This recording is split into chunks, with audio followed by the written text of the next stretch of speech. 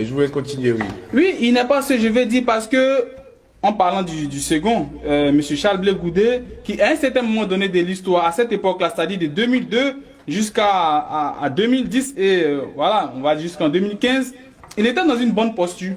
Une posture, on va dire, de patriote, une posture d'un citoyen engagé pour la souveraineté de son pays, aux côtés du président Laurent Gbagbo, parce qu'on ne peut pas parler de la notoriété, et ça, monsieur Djané... Allez-y, continuez, monsieur Djenabi aura le temps de Monsieur Djenabi réagir. me donnera raison, on ne peut pas parler de la notoriété de monsieur Charles Blé Goudé sans brandir, sans parler du président Laurent Gbagbo. Oui, mais aujourd'hui, on constate que depuis la création de son parti, le COGEP, en 2015, monsieur Charles Blé Goudé, aujourd'hui...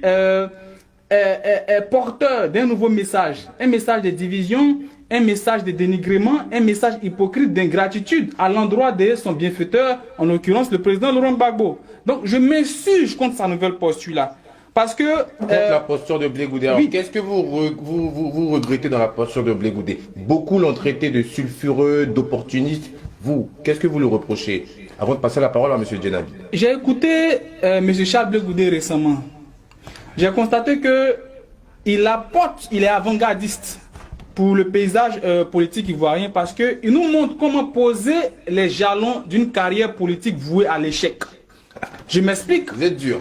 En effet, M. Charles Blé Goudé, celui-là même qui jour et nuit reçoit des pro-Gbagbo à la haie, des personnes qui se disaient pro-Gbagbo auparavant, et qui, lorsque ces personnes-là, avant de les recevoir, ces personnes-là passent leur temps à dénigrer le président Laurent Gbagbo en parlant de sa vie privée. M. Charles Blé Goudé les reçoit. Et lorsqu'il les reçoit, on ne sait pas qu'est-ce qui se passe, mais quand ces personnes-là reviennent, on va dire sur Paris ou alors rentrent en Côte d'Ivoire, ces personnes-là poursuivent leur dénigrement à l'endroit du président Laurent Gbagbo.